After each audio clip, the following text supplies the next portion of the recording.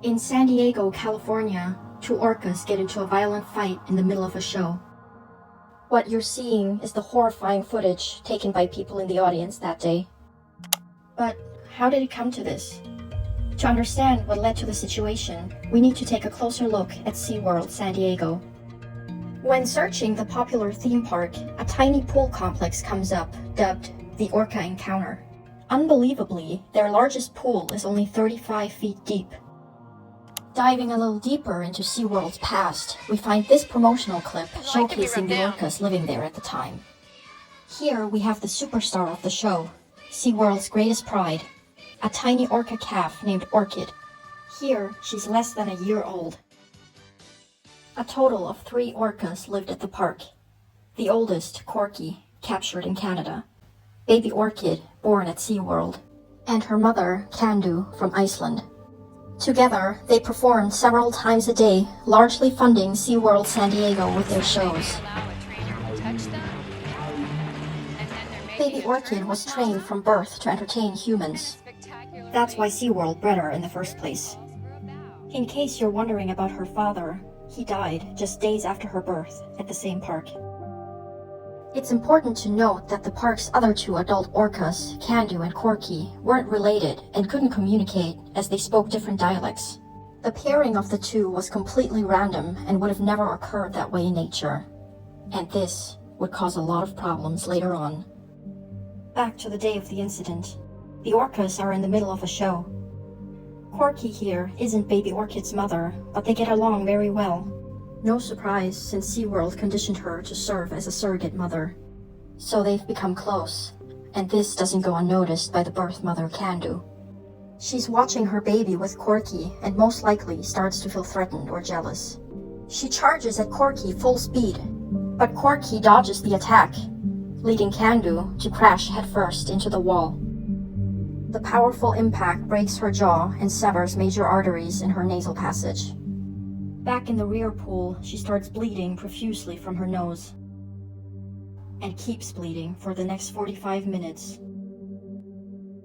during which baby Orkid never leaves her mother's side. She doesn't get better. Blood sprays out of her blowhole instead of water whenever she tries to breathe. The trainers and veterinarians are just idly standing by while the orca's condition is deteriorating. Eventually, Kandu sank to the bottom of the pool and died.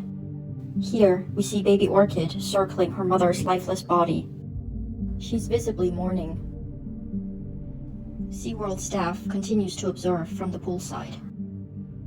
This happened in 1989. We're uploading this video in 2022. You're probably wondering, what happened to the remaining 2 orcas? When you take a look at SeaWorld San Diego's website today, and pull up the list of featured animals, you will see that, for one, they still have orcas. And not just any orcas. Incredibly, Corky is still on the list. And when you scroll down further, you'll see that Orkid is still there too. 33 years later, and the 2 are still there. Only, Orkid isn't a baby anymore. She's now 34 and has never seen anything outside of her pool. Meanwhile, she became known for aggressive behavior towards her trainers. Footage of one incident from 2002 was featured in the documentary Blackfish and went viral. The trainer kept putting her foot in Orkid's mouth, so Orkid grabbed her leg and pulled her underwater, over and over again.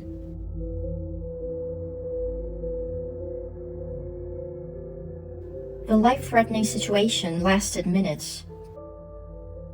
The trainer got lucky, suffering only minor injuries.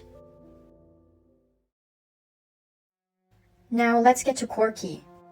Things are even worse for her. She's now 57 years old, making her the oldest orca in captivity. Never before has an orca survived this long under her living conditions. Most die young. During her long imprisonment, she had to endure unspeakable hardship, such as the death of her 7 babies. But what can be done to help? Of course, you can't just toss older orcas like Corky back into the ocean to fend for themselves. Our research brought us to so-called sea pen sanctuaries, As you can see, they are spacious, fenced-off, and well-explored parts of the ocean. Most importantly, they're safe. Such translocations of orcas have actually taken place in the past. And recently, we heard some good news. North America's first sea sanctuary is about to open. What started out as a plan is now reality. In Nova Scotia, the Whale Sanctuary project recently celebrated opening day for the Operations Center, which will be the first of its kind in North America. The sanctuary is planned for Port Hilford Bay in Nova Scotia and will include 110 acres of habitat for the whales. Researchers have also been fighting for Corky. The location of Corky's family pod has long been known, and she still reacts strongly to recordings of their voices.